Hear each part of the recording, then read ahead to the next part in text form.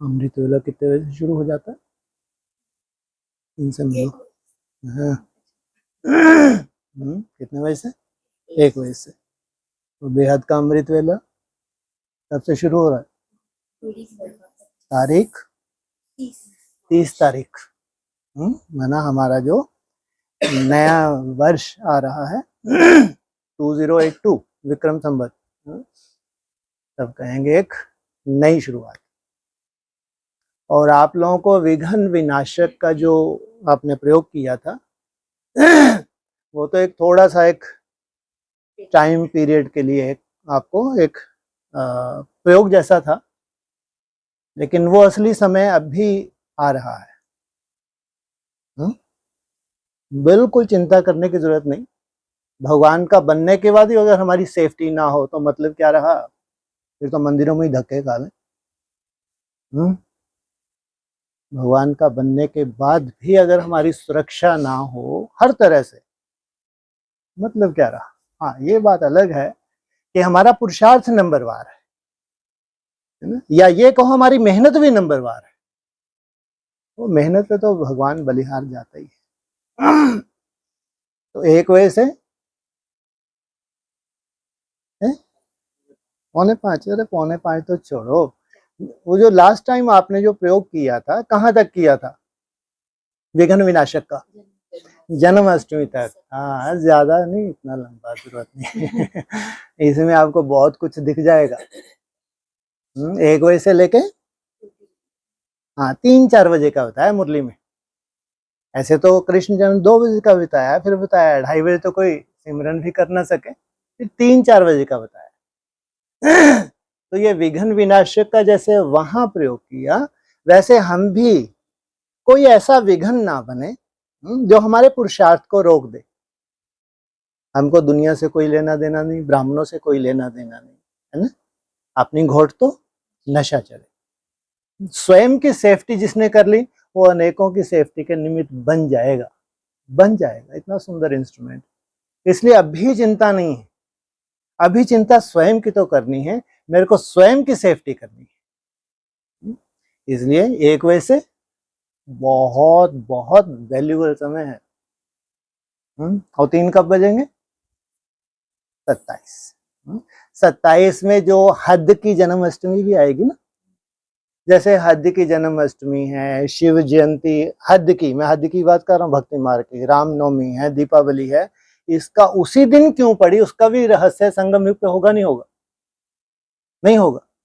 उसका भी रहस्य संगम युग पे पूरे खुलने हैं। इसलिए 27 जन्माष्टमी तक विघ्न विनाशक, अर्थात मेरे पास कोई ऐसा विघ्न ना आए जिससे मेरी याद की यात्रा कुछ समय से रुक जाए, कुछ समय के लिए, या मैं परिवार से दूर हो जाऊं, थोड़ा डिस्कनेक्ट किसी कारण से भी। ना परिवार से दूर होना है, ना मेरी यात्रा को रुकना है, लेकिन मेहनत मेरी कंटिन्यू रहनी है। अभी 2025, फिर 26, फिर 27। 27 से बीच में ज्यादा नहीं, कितने साल हैं? हाँ जी, 2.5 साल मान लो, ज्यादा से ज्यादा। संभव? लेनी तो बड़ी बड़ी लॉटरी है हमको, छोटी मोटी तो काम नहीं चलता। इतनी खुशी हमको संगम युग पे चाहिए, वो नहीं। खुशी कहाँ चाहिए हमको? संगम युग पे चाहिए। और खुशी किस चीज में है? अभी याद में हमारी खुशी नहीं है, ध्यान रखना। मेहनत है। लेकिन उस मेहनत में भी हम आशावादी हैं। आप कल्पना करके देखो, वो मेहनत आपकी सहज हो जाए।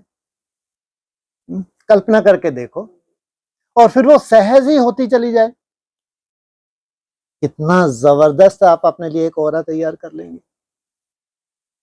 कल्पना करके देखो। इसलिए कहें ये पूरा साइंटिफिक। मेहनत जरूर है लेकिन प्राप्ति भी उतनी बड़ी है। जो आप लोग कर रहे हैं मेहनत है, सबसे लास्ट मेहनत है ये, याद में जो कर रहे हैं आप लोग, इससे ऊपर कोई मेहनत नहीं है। तो प्राप्ति भी इसके द्वारा जो वर्तमान समय हमको प्राप्ति होगी, उससे बड़ी प्राप्ति कहीं हो सकती है? कहीं नहीं हो सकती। और जो हम यहां अनुभव करने जा रहे हैं, इसलिए हमको यहाँ के लिए आज की मुरली के हिसाब से भी कौन सी मेहनत करनी पड़ती है? 1 घंटा यहाँ भी आना पड़ता है। पढ़ाई बहुत जरूरी है। पढ़ाई से हमारी समझ आती है, हमको समझ आती है।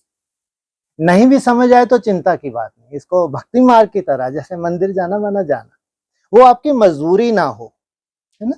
कोई अनुभव नहीं होता, कई बार ऐसा होता है वहां कोई अनुभव नहीं होता है, लेकिन तो भी ये महावाक्य है, एक वायुमंडल है, उस वायुमंडल का अपना प्रभाव है।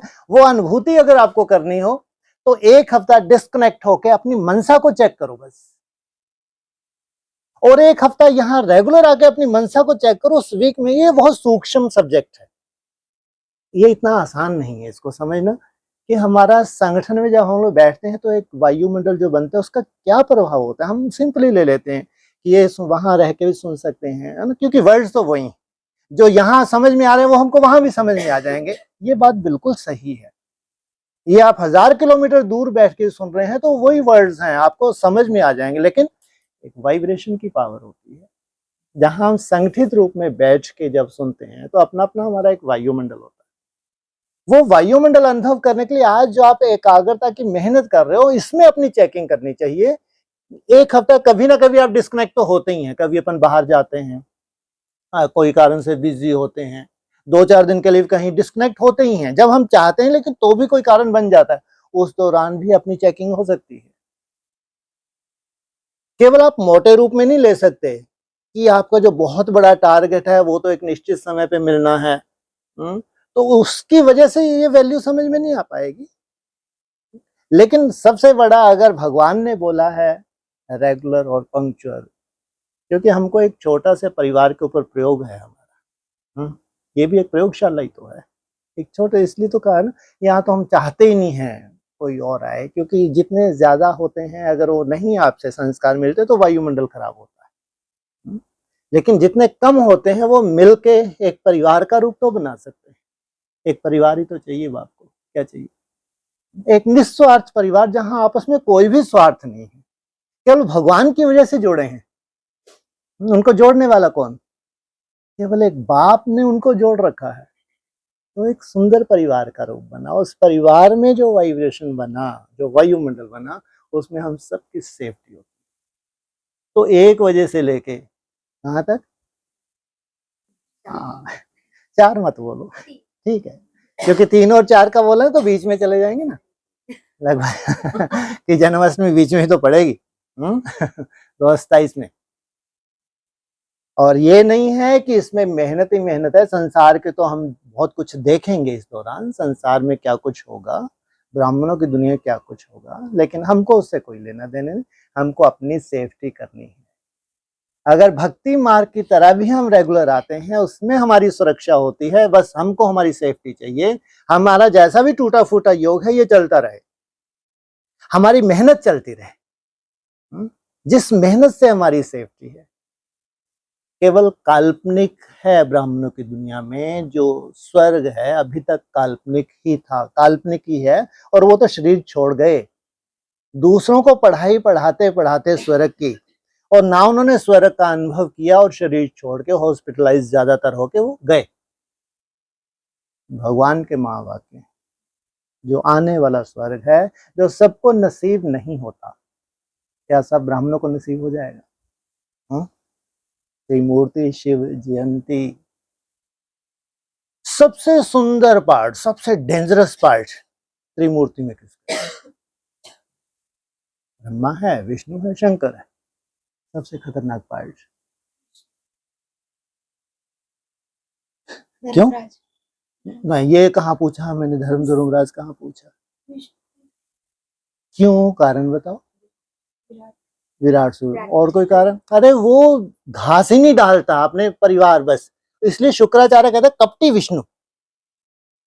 शुक्राचार्य ने एक ही शब्द उसके लिए यूज किया, ये कपटी है, ये भेदभाव करता है। वो भोलेनाथ कोई भेदभाव नहीं करते हैं, लूला है लंगड़ा है सब मेरे बच्चे। भोलेनाथ कोई भेदभाव नहीं करते, ध्यान रखना। लेकिन विष्णु उसको कपटी, क्यों? उसको तो एक परिवार चाहिए, अगर लूले लंगड़े भी आ जाएंगे तो कभी परिवार, सुंदर परिवार का रूप कभी नहीं बन पाएगा, कभी नहीं। इसलिए संकल्प मात्र से कार्य चलता है। इसलिए जो भगवान ने दिया है छोटा सा परिवार, ये प्रयोगशाला के लिए है। क्या बोला?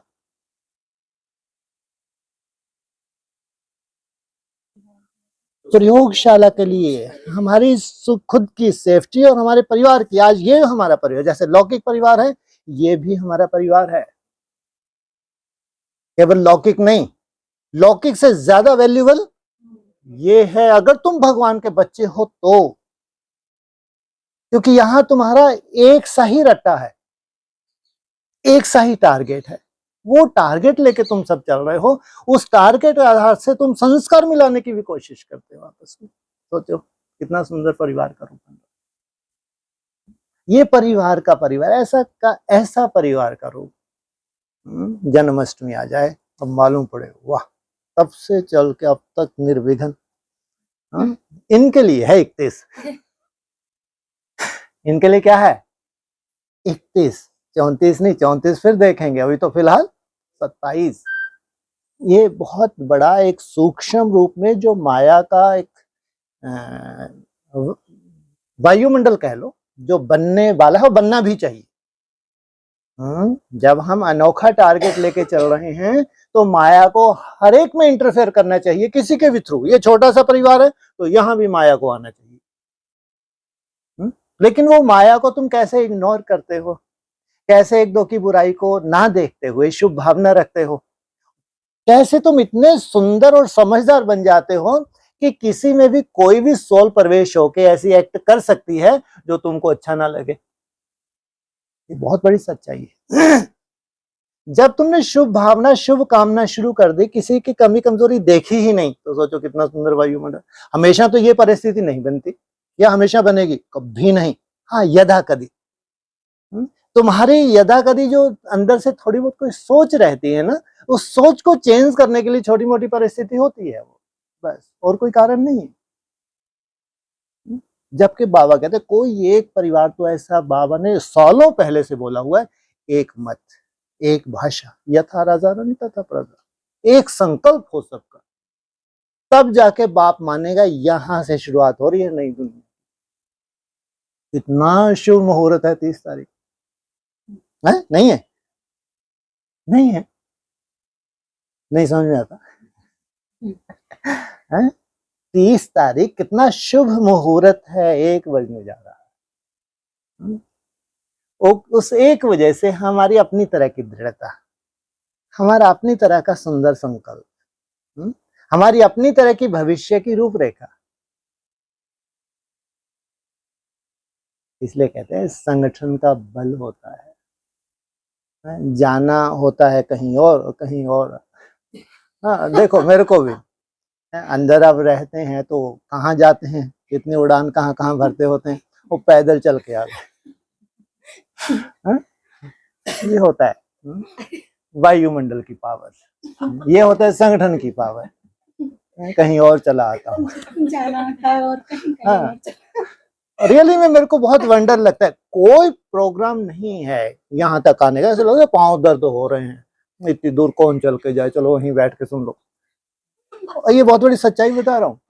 वहां से यहाँ कितने कदम है, तो ऐसा लगता है बहुत पाँव दर्द कर रहे हैं, कौन जाए, यहीं बैठे बैठे सुन लो। लेकिन फिर भी परवश, जैसे कठपुतली बनते हुए। वंडरफुल है ये। कितना सुंदर तुम लोगों का एक वायुमंडल। बाबा को लगता होगा, बाबा को, अपने को तो अपनी घोड़ तो नशा चढ़े, हर एक को अपना अपना पुरुषार्थ करना, तो हमारा भी सेल्फ का पुरुषार्थ है, उसमें हम कंप्रोमाइज नहीं करते, ध्यान रखना। ये भगवान की कृपा है, या ये कहो एक स्वार्थ भी कह सकते हैं आप, कि होना भी चाहिए। अरे जिसने अपने ही कल्याण न किए, क्या विश्व का कल्याण करे। इसलिए मेरे बहुत पाँव यहाँ तक आने में, लेकिन फिर भी तो जब मैं आ रहा था, बहुत सुंदर संकल्प अचानक आए कि भगवान ऐसा इनमें क्या देख रहे हैं, वही टूटा फूटा तो पुरुषार्थ है इनका। ये हमारे निमेश भैया अभी कहाँ इतना, लेकिन फिर भी आपको क्या दिख रहा है कि जबरदस्ती मेरे 1-2 घंटे आप खराब करेंगे। लगी जाएंगे ऐसे लगे हैं मीटिंग वीटिंग में 1-आधा घंटा तो गया, आपका जो मेन टारगेट होता है गया नहीं। ठीक है भाई, कोई बात नहीं। अगर आपको लगता है इनमें कुछ आपको ऐसा दिखता है जो मेरे को तो भी नहीं नजर आ रहा तो बोले अरे हमारा क्या है, बोलना ही है, बोल कर आ जाएंगे थोड़ा सा, लेकिन कुछ तो है। आने वाला जो समय है, जो वैल्यूबल, इतना वैल्यूबल है, जो ये शब्द अच्छे लाऊंगा मैं, हॉस्पिटलाइज होके छोड़ गए दुनिया को बताते बताते स्वर्ग, लेकिन वो प्रैक्टिकल स्वर्ग जो सामने खड़ा है वो तुम्हारे लिए है। जो प्रैक्टिकल स्वर्ग घोर नरक में, और वो हर तरह से प्रैक्टिकल है, केवल मनसा ही नहीं, केवल स्व स्थिति में चले गए स्वर्ग, वो तो है ही, लेकिन हर तरह से प्रैक्टिकल है। जैसे कोई भी व्यक्ति कैसा जीना चाहता है, कैसा जीना चाहता है, हेल्थ, वेल्थ, हैप्पीनेस। सोचिए, जबकि आज की डेट में अगर देखा जाए पूरे वर्ल्ड में, हेल्थ है तो कोई जरूरी नहीं है उनका वेल्थ भी हो। तो हैप्पीनेस, वेल्थ हो सकता है कोई कमी ना हो कि हेल्थ भी हो, क्योंकि नई नई तरह की बीमारियां कब क्या हो जाए कोई भरोसा नहीं है। लेकिन हेल्थ, वेल्थ, हैप्पीनेस यहाँ प्रैक्टिकल, तो उस दुनिया में तुमको कुछ करना पड़ेगा, करेंगे कुछ? और वो दुनिया तुम्हारी हथेली पे हो, नहीं समझ में आ रहा? या तो फिर मेरे को भी आदत पड़ गई जबरदस्ती उमंग गुस्सा तुम्हारा बढ़ाने की है, गैसी गवारे बना दो, इनको उड़ा दो। कुछ तो लाज रखो, कहाँ से आया हूँ? ऐसा नहीं कि अभी तो यहाँ से आया हूँ, तुमने कहाँ से उतारा है 15 दिन के लिए, सोचो आप। कुछ तो लाज रखो। और वहां भी ऐसे नहीं पॉकेट में बैठता हूँ जाके, जहां 0 डिग्री टेम्परेचर, -5-6 तक रहे, उसका आनंद लेके, और 3-4 जितने दिन हम रहे उतने 2-3-4 2-3-4 कुछ तो किया होगा।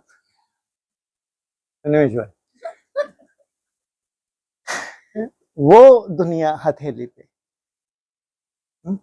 तुमको महसूस होना चाहिए। वो 76 में उन्होंने हटा ही दिया, चित्र ही हटा दिया बेचारों ने। कौन सा चित्र था?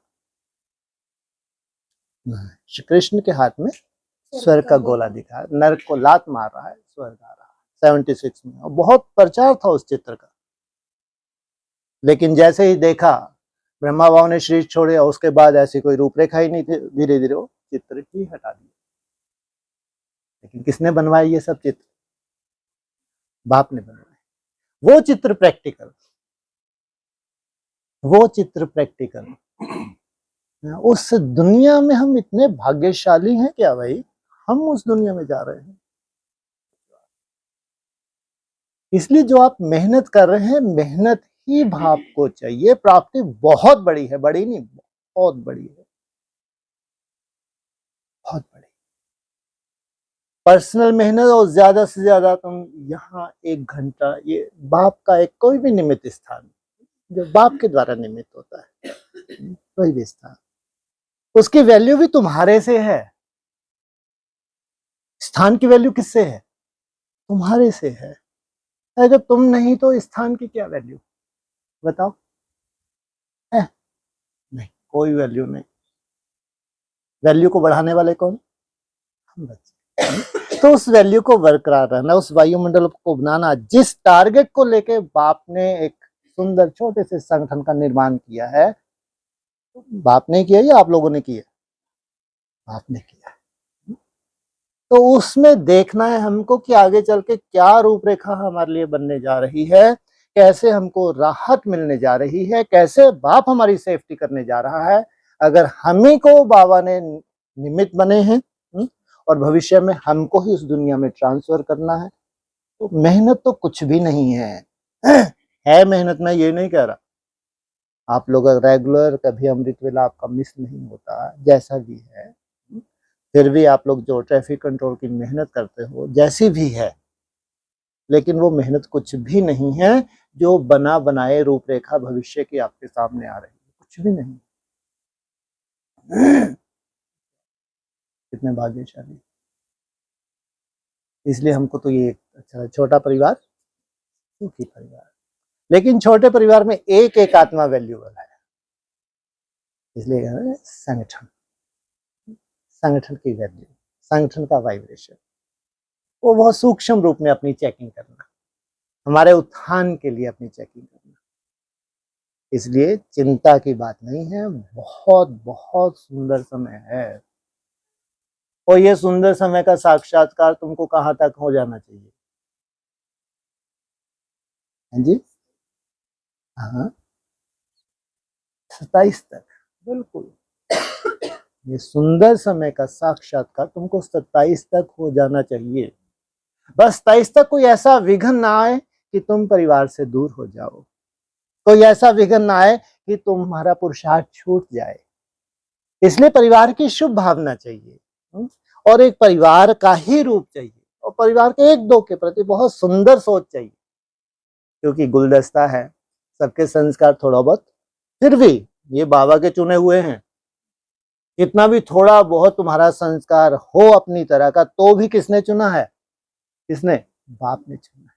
और जिनको बाप ने चुना हो, बाप की निगाह में जो वैल्यूबल है, तो हमारी एक दो की निगाह में भी वो कैसा होना चाहिए? जिनको भगवान ने पसंद किया वो हमारी पसंद है। इसलिए वो छोटा सा प्रयोग था जन्माष्टमी तक, ये थोड़ा सा बड़ा प्रयोग है। बहुत सुंदर होगा, सुंदर नहीं बहुत सुंदर। 1 बजने जा रहा है, 1 बजे से पुरुषार्थ में नवीनता, वो अपने ही हिसाब से नवीनता होनी चाहिए, कोई किसी के ऊपर पुरुषार्थ नहीं थोप सकता, ये हमेशा ध्यान रखें। हर एक को अपनी दिनचर्या मालूम है, हर एक को अपना अपना जो भी दिनचर्या है, जो जो भी आपकी ड्यूटीज हैं, वो सबको मालूम, उसी के अनुसार आपको कैसे अपने पुरुषार्थ में नवीनता लानी है, कैसे अपने पुरुषार्थ में वृद्धि करनी है, ये पर्सनल है। चाहे आप अपने घर का काम करते हो, उसमें टाइम टेबल अपना सेट करें, चाहे आपकी जॉब है, बिजनेस है, उसमें अपना टाइम टेबल सेट करें, लेकिन 1 वजह से कुछ भी थोड़ा बहुत भी हमारा क्या होना चाहिए? राइज होना चाहिए, थोड़ा बहुत मेहनत हमारी बढ़नी चाहिए।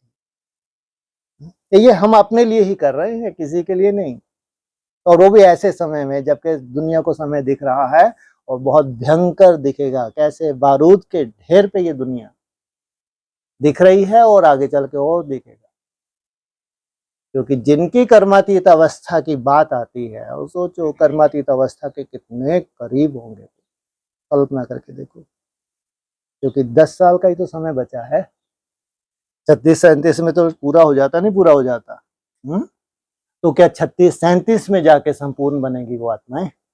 संभव ही नहीं। उनको तो कम से कम 16,000 के तक वाइब्रेशन कब पहुंचता है? जब वो पहले निराकारी स्टेज में टिके, तो उनका सुंदर वायुमंडल 16,000 विश्व के किसी कोने में भी बैठे उस आत्मा को पहुंचे, और भले ही कोई साइड में भी बैठा हो तो भी वाइब्रेशन ना मिले उसको। सोचो ये है वाइब्रेशन की पावर। तो कार्य तो होना है, ये सूक्ष्म कार्य है, जो भगवान का कार्य है वो होना है, 100% होना है, लेकिन इसमें हमारा सहयोग, स्वयं के लिए ही अपना सहयोग, या संगठन के लिए कह लो, हमारा जो भी सहयोग है। सहयोग क्या है? सबसे बड़ा सहयोग है मन मना भाव। कुछ कुछ सेकंड के लिए भी मनसा को स्टॉप करना, इससे बड़ा कोई सहयोग है ही नहीं, और कोई दे भी नहीं सकता। सबसे बड़ा सहयोग है आज मन मना भाव। मन को कुछ कुछ सेकंड के लिए रोकने की मेहनत, इसमें हमारी स्वयं की भी सेफ्टी होती है, हमारे परिवार की भी, लौकिक और अलौकिक परिवार की भी प्रयोग। इसलिए वहां से यहाँ तक आए हैं। एक नया टारगेट देने आए हैं, और कल का तो नहीं मालूम, लेकिन आज आ गए, चलो आज फिर होली मनाते हैं। बस यहाँ तो मेरे को एक ही सुंदर विजन आ रहा था कि तुम्हारा प्रैक्टिकल स्वर्ग जो हथेली पे है वो ज्यादा दूर नहीं है, जिसकी तुमको अनुभूति करनी हो प्रैक्टिकल में, उस स्वर्ग में जाना। प्रैक्टिकल माना शरीर सहित तुमको स्वर्ग में जाना। वो बना बनाया स्वर्ग तुम्हारी तरफ आ रहा है, सोचो। वो बना बनाया स्वर्ग तुम्हारी तरफ आ रहा है, जो तुम्हारी स्वयं स्थिति में निसंकल्प अवस्था में चार चांद लगाए, असंभव को क्या कर देगा, संभव कर देगा। ओम शांति। बोलो।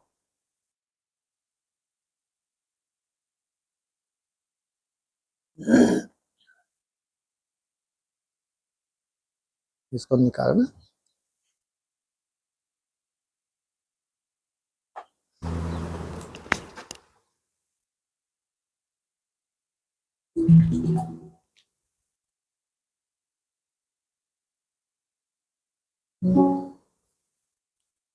मेरा अनुभव वगैरह नहीं पूछता, इसको पड़ोसियों को सुनाऊं क्या जाके? नहीं, आप हमें सुनाइए। बोलो बोलो। अभी नहीं, पहले प्रश्न पूछो। सुना देंगे, बहुत दिन है, कभी भी सुना देंगे, उसमें क्या है। हाँ जी। आप लोगों के अनुभव में ना तो कोई कभी चमत्कार होते हैं, ना कुछ होते हैं। अपने अनुभव में क्या होता होगा बताओ? साइलेंस की पावर। हाँ, साइलेंस की पावर क्या है? संकल्प, नो संकल्प। हाँ जी। आगे की रूप वो जो भी योगी होगा वो कभी भी भविष्य देखना नहीं चाहेगा। जो सच्चा योगी है वो वर्तमान में जिएगा। ये आज गांठ बांध लो। एक सच्चा योगी है, ना भूत की ना भविष्य की। जो बीत चुका उसकी चिंता नहीं करता, जो आने वाला समय उसकी कभी चिंता नहीं करता, उसको जिज्ञासा भी नहीं होती, क्योंकि वो वर्तमान में आनंद लेना चाहता है। अव्यक्त वाणी क्या कहती है? वर्तमान, भविष्य नहीं है तुम्हारा स्वर्ग, वर्तमान तुम्हारा स्वर्ग है। इसको खुशी खुशी जियो। इसलिए यथार्थ याद ही है वर्तमान, भविष्य नहीं। उसका आनंद कैसे लेते हैं आप? आनंद साइलेंस में रहकर। साइलेंस, एकदम एक भी संकल्प नहीं, घंटों उसका आनंद लेना, ये है हमारे अंदर। तो ये है आपका भविष्य। हाँ जी बोलो। भाई साहब, जो आपने ये संगठन की बात की कि यहाँ पर आके मुरली सुननी होती है, वायुमंडल बनता है और जो वायुमंडल होता है वो हमें हेल्प करता है। कुछ लोगों का ऐसे प्रश्न ये होता है कि जब लाइव है तब अलग बात है, लेकिन जब हम भी यहाँ पर आके ही ऑनलाइन सुन रहे हैं, यहाँ पे आ गए लेकिन सुन तो फिर ऑनलाइन ही रहे हैं ना। वाइब्रेशन नहीं मिल रहा क्या? अकेले घर पे सुनो और यहाँ पर वाइब्रेशन, यहाँ जो हम संगठित रूप में किसी भावना से तो इकट्ठे हुए हैं, वो भी एक वाइब्रेशन है। आगे चल के हमारे में से कोई कोई बीज रूप अवस्था में टिक के भी सुनेंगे। इससे जबरदस्त वायुमंडल क्या होगा? वो घर पे सुनना और यहाँ आके भी कोई कारण है, परिस्थिति सुनना पड़ रहा है, लेकिन एक वायुमंडल है। अब तुम बाहर घूम के भी सुन रहे हो मान लो, तो भी घर से जो यहाँ तक आए हो, आपकी भावनाओं का फल भी मिलता है। तुमने वैल्यू दी है। पूरा जो भी भक्ति मार्ग है ना, भावना के ऊपर खड़ा है। भक्ति मार्ग में एक से एक अच्छे अनुभव होते हैं उनको, केवल भावना के आधार से। यहां भी तुमको भावना का फल मिलता है। इससे जो कानून कायदे मुरलियों में बाबा ने बनाए हैं, तो उनका कुछ ना कुछ तो रहस्य है। वो तो अनुभूति की बात है, वो तो आप खुद अनुभव करो कैसे हमारी सेफ्टी। हम जब तक दूसरों को देखेंगे तब तक निष्कर्ष नहीं निकाल सकते। यहाँ आपको कोई के झुटके भी दिख जाएंगे, क्या मतलब है वहां जाना, ये झुटके का है, क्योंकि जितनी मोटी बुद्धि होगा ना, वो दूसरों को देख के अपनी तरह का निष्कर्ष निकालेगा कि वहां भी झुटके कार है, उससे तो हम यही अच्छे हैं। मैंने उनको बहाना चाहिए, क्योंकि अनुभूति ही नहीं है। इसलिए सार ये है कि भावनाओं का हमको फल मिलता है, रेगुलर और पंक्चुअल। अगर मुरली में आया है तो मुरली के महावाक्य यहाँ में किसी को नहीं देख सकता। सबका अपना अपना पार्ट है, अपनी तरह का पार्ट है, अपनी तरह का पुरुषार्थ है। लेकिन नहीं, मैं बाप के लिए आया हूं, मैं और मेरा बाप, दूसरा ना कोई गुंजाइश नहीं। किसी को आलस आ रहा है, नहीं आ रहा, अलर्ट होकर सुन रहा है, नहीं अलर्ट होकर सुन रहा है, बाबा जान। लेकिन मैं जिस टारगेट से आया हूं वो बाप जानता है, वो मेरा टारगेट पूरा होगा। भाई साहब, वाइब्रेशंस अभी आपने कहा ना कि 16,000 को प्रेरणा मिलेगी और कुछ आत्माएं 27 तक व्हाटएवर, फिर वो पूरी प्रेरणा नहीं, हाँ, ये कहो कि 16,000 को इतना सुंदर वायुमंडल मिल रहा है या एक बार मिलेगा जहां पे भी है विश्व के, अचानक उधर वैराग आने लगा, अचानक, या कोई ना कोई कारण बन गया वैराग पैदा करने के लिए, कोई स्थिति परिस्थिति बन गई, अचानक वैराग, बिना वैराग के प्रीत होती ही नहीं है। इसलिए कोई ना कोई कारण बना, मुरली का कोई पॉइंट कारण बन जाए, अव्यक्त वाणी का कोई पॉइंट कारण बन जाए, कोई साक्षात्कार कारण बन जाए, लेकिन एक वजह से उनका परिवर्तन होना चाहिए। क्योंकि अगर एक वजह, आपका इतना सुंदर समय है, इतना सुंदर बीज रूप अवस्था में प्रवेश होने जा रहे हैं, और वो राजधानी 16,000 की राजधानी है, 9 लाख की राजधानी नहीं है, 4.5 लाख आत्माओं की नहीं है, वो प्रजा है। राजधानी 16,000 की है, जिसमें राजा महाराजा प्रिंस प्रिंसेस, ये राजघराना है, ये है कलातीत, एक ही कैटेगरी है, इनको नहीं बांटा जा सकता दूसरी कैटेगरीज में। और ये नाभि कुंड से जुड़े, तो नाभि कुंड से जो भी वाइब्रेशन बनना है, तो कहीं पे भी हो विश्व के किसी कोने में भी उनको तो मिलेगा। हाँ, पड़ोस में बैठा हुआ भले वो ना वाइब्रेशन ले पाए, लेकिन उनको मिलेगा। इसलिए कहा वाइब्रेशन की पावर बहुत बड़ी पावर होती है। अब ये कार्य होना ही है वाइब्रेशन से, बोल का कार्य नहीं है। इसलिए आपको कभी भी परमिशन नहीं मिलती कि कहीं बतियाने की है, कोई जरूरत नहीं, अपनी घोट आनंद लो। क्योंकि वाइब्रेशन की पावर जो काम करने जा रही है, सब कार्य 10 साल में हो जाना है। सोचो, इतना बड़ा कार्य जो आज तक नहीं हुआ, वो ये 10 साल में होना है, 34 तक हो जाएगा। सोचो कितनी बड़ी बात है ये। इसलिए आज तो हमारे खुद के लिए बस, आप अपनी कितनी बैटरी चार्ज कर सकते हैं, आप अपने कितनी मेहनत कर सकते हैं, वो मेहनत का फल आपको मिलना है, मेहनत का फल मिलना है। तो जो पड़ोस में बैठा है वो क्यों नहीं ले पा रहा? मोटी बुद्धि, संगठन की वैल्यू को नहीं। सबसे बड़ी दिक्कत ये होती है जब हमारी बुद्धि ज्यादा होती है ना, तो भी परेशानी होती है। ज्ञान ज्यादा, इसलिए सबसे ज्यादा खंडित मूर्तियां एडवांस पार्टी में है, सबसे ज्यादा सुंदर मूर्तियां कहाँ है? विजयमाला में। कड़वा कड़वा थू थू। देखो कैसा ड्रामा बनने वाला है, वंडरफुल ड्रामा है। 2007 में भोपाल में बाबा आए थे, एक डिस्कशन की थी हमारे सामने, अभी भी वो पॉइंट हमारे पास रखा है।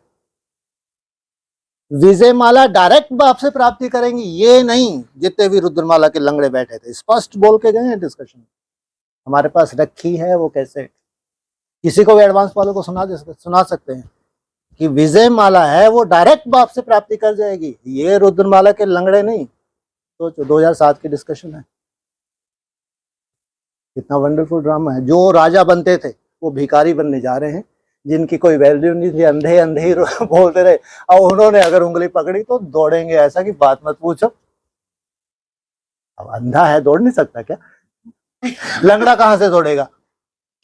चाहते हुए नहीं दौड़ सकता। भगवान की याद में कुछ भी खाओ पियो, आजा अभी बताएंगे तेरे को जरा।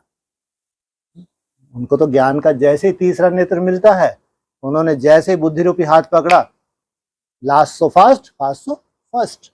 प्योरिटी की पावर है, बहुत वैल्यू है। हाँ जी, आज भी बोला भाई साहब कि त्रिमूर्ति ब्रह्मा कहते हैं ना, अभी तो तुमको त्रिमूर्ति शिव कहना पड़ेगा। हाँ जी, हाँ, वो कहते त्रिमूर्ति ब्रह्मा, वो तुमको क्या कहना है? त्रिमूर्ति शिव। हाँ, इसलिए त्रिमूर्ति शिव जयंती, चाहे थ्रू ब्रह्मा और चाहे थ्रू महादेव, चाहे प्रैक्टिकल पार्ट वैष्णव संप्रदाय का हो, तो त्रिमूर्ति शिव जयंती। वो कहते हैं त्रिमूर्ति ब्रह्मा, क्यों कहते हैं? जिस तन का आधार ले उसका नाम ब्रह्मा रखना पड़े।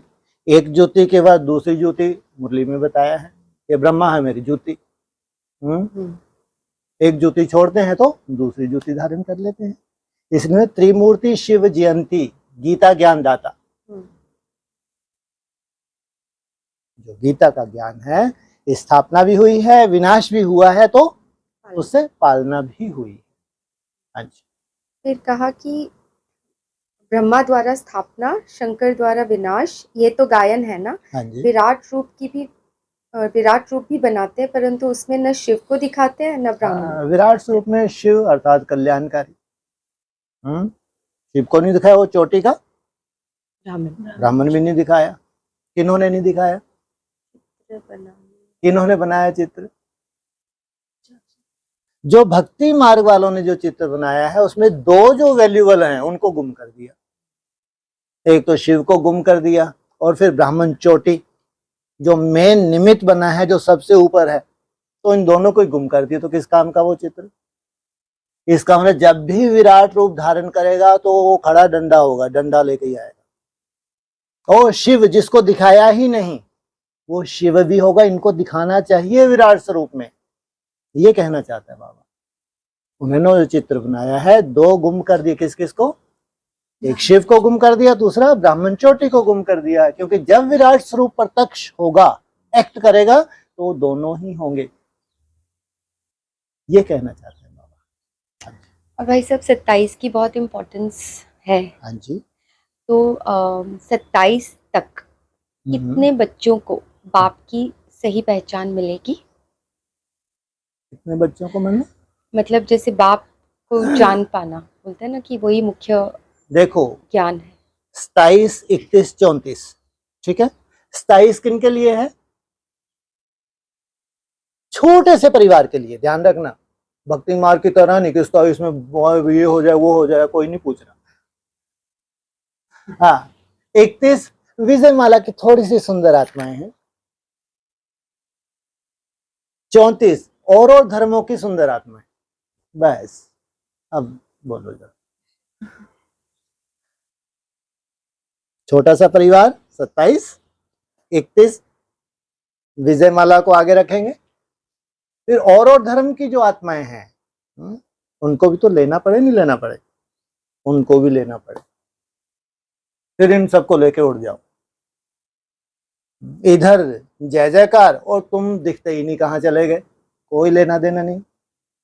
कल मरते हो, शब्द अच्छे नहीं है लेकिन हैं तो दिखते ही नहीं। क्यों? तामसी कोई भी आत्मा वो सात्विक संगठन में पांव रख नहीं सकती, रख ही नहीं सकती। दूर से न्यूज मिल रही है वो वैसा संगठन है, इतना सुंदर संगठन है, ऐसे ऐसे वहां चमत्कार हो रहे हैं, ऐसे ऐसे एक्स्ट्रा ऑर्डिनरी वहां पे आत्माएं हैं। सब कुछ न्यूज है तुम्हारे पास, लेकिन तुम वहां पहुंच नहीं सकते क्योंकि मुरली के महावाक्य जहां सात्विक सतोप्रधान आत्माएं होती है वहां एक भी तामसी आत्मा नहीं होती, और जहां तामसी आत्मा होती है वहां एक भी सतोप्रधान आत्मा नहीं हो सकती। प्रत्यक्षता अपनी जगह है, लेकिन प्रैक्टिकल जो संगठन है उसकी अपनी रूपरेखा है। वो है प्रैक्टिकल स्वर्ग। वो स्वर्ग हमारी हथेली पे।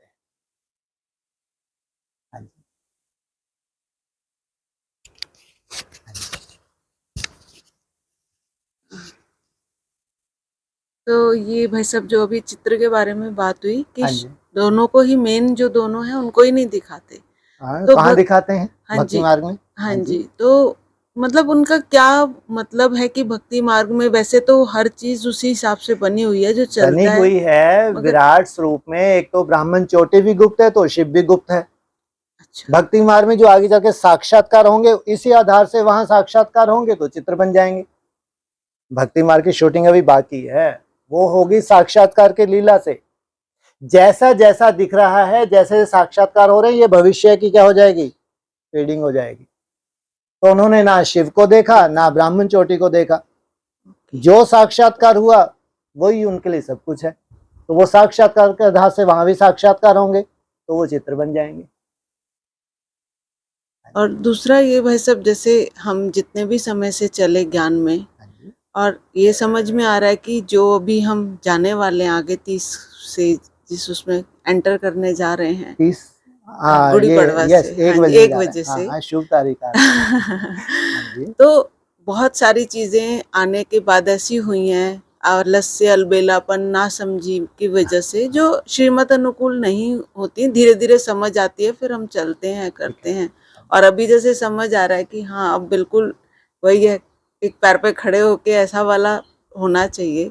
तो मतलब क्या देखा जाएगा, ये वाला जो हमारा समय, आपको हमेशा आपका डाउनफॉल देखना चाहिए, तो उसमें कभी निरस्ता नहीं होनी चाहिए, क्योंकि ये डाउनफॉल ही है। जैसे बाबा क्या कहते हैं, वहां खुशी की कोई वैल्यू नहीं है सत्युग त्रेता में। कोई वैल्यू नहीं है। क्यों नहीं है? कभी क्योंकि दुख नहीं है हाँ, तो सुख की कोई वैल्यू नहीं है। ये तुम्हारा डाउनफॉल जो है ये तुमको बहुत आनंद देने वाला है, जो भविष्य में तुम्हारी रूपरेखा तैयार हो रही है। इसलिए डाउनफॉल की ना कभी चिंता करनी है। कितना भी डाउनफॉल हो जाए कोई चिंता की दरकार नहीं। ये तुम्हारा बहुत बड़ा स्वाभिमान दिखाएगा, स्वाभिमान पैदा करेगा कि हमने तो ऐसा ऐसा समय देखा है, हमारे अलवेलेपन का रूप ऐसा था, हमारे आलस का रूप ऐसा था, ऐसा व्यर्थ का रूप था, बाप रे बाप कैसी कैसी संकल्प आ जाते थे। तभी तो राहत महसूस करेंगे। अब वो चीजें धीरे धीरे खत्म हो रही हैं। इसलिए कितना भी डाउनफॉल हो, किसी तरह का भी डाउनफॉल हो, ये तुमको चार चांद लगाएगा। यही तुम्हारी वैल्यू को क्या करेगा, तुमको दिखाएगा तुम कितने वैल्यूएबल हो। ये नहीं है कि कोई बहुत बड़ा कोई वो ऐसा क्यों आ गया, पता नहीं भगवान मेरे से नाराज है। इसे टोटली भक्ति मार्ग हमारी दुनिया में तब होता ही नहीं। एक समझ इतनी हाँ। सुंदर डेवलप हो जाती है, समझ के आधार से हम आनंद लेते हैं। हाँ जी। और दूसरा भाई साहब, जैसे सुबह से कल भी आपने थोड़ा उसके लिए बताया भी था कि जब हम उठते हैं तो हमारा अमृत वेला स्टार्ट हो जाता है। बिल्कुल।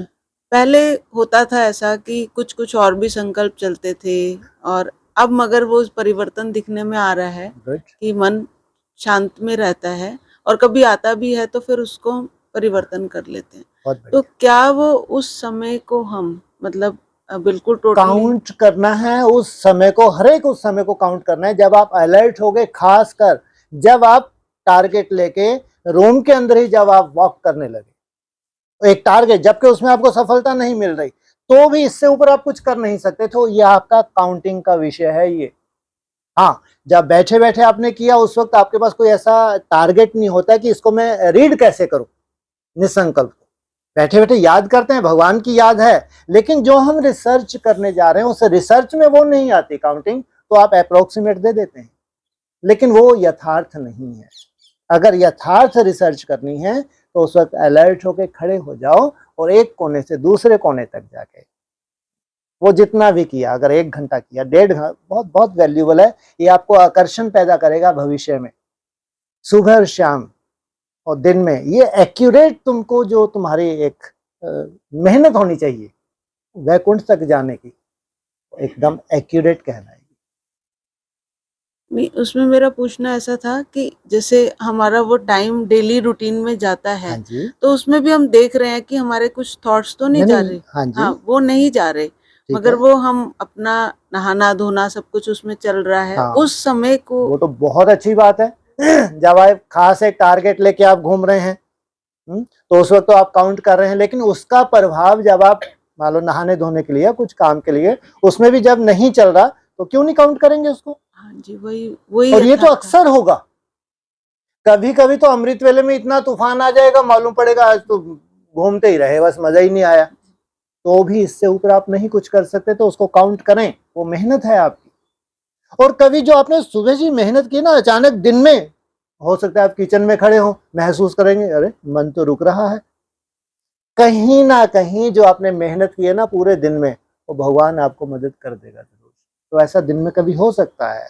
कोई बाजार में भी कोई बड़ी बात नहीं है, सब्जी खरीदने गए, वहां महसूस कर रहे हैं कोई ज्यादा विशेष संकल्प नहीं चल रहे, तो उसको क्यों नहीं काउंट करेंगे।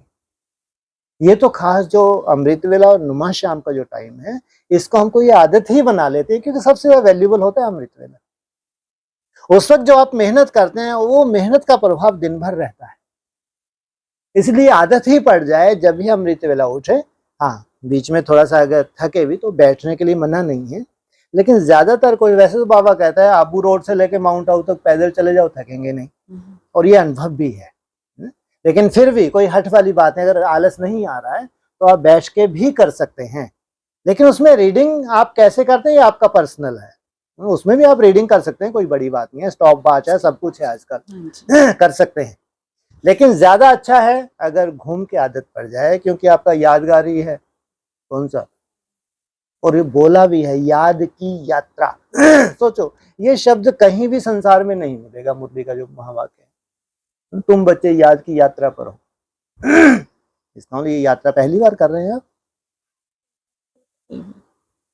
चल रही है हमारी। पहली बार कर रहे हैं क्या ये यात्रा? नहीं, पहले कब की थी? वही 5000 वर्ष पहले, ऐसे आदि में। जरूर ये आपने आदि में भी की है ये यात्रा, तब ये शब्द आया याद की यात्रा। और उसमें आपने सिद्धि स्वरूप भी बने हैं, इसलिए शास्त्रों में चल समाधि, कृष्ण के लिए चल समाधि, चलते फिरते समाधि की स्टेज। सोचो, बैठ के समाधि तो समझ में आती है, जब कोई बैठते तो समाधि माना एकदम निसंकल्प हो जाते हैं, चलते फिरते कोई निसंकल्प हो जाए। ये चल समाधि का हमारे शास्त्रों में जिक्र है। वो गोप गोपियां सब मूवमेंट में हैं, रास करते करते एकदम निसंकल्प समाधि की स्टेज में चले। तो ये संगम युग का यादगार है। हाँ जी।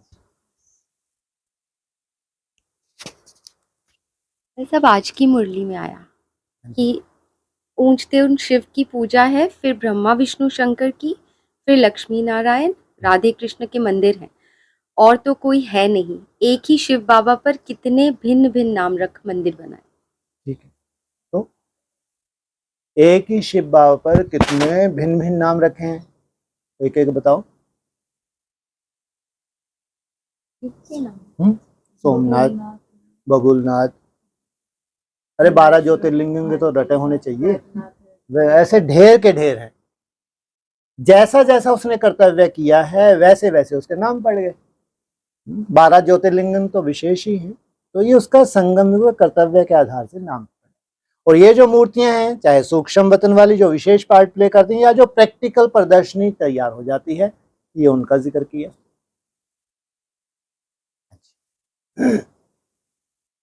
ठीक।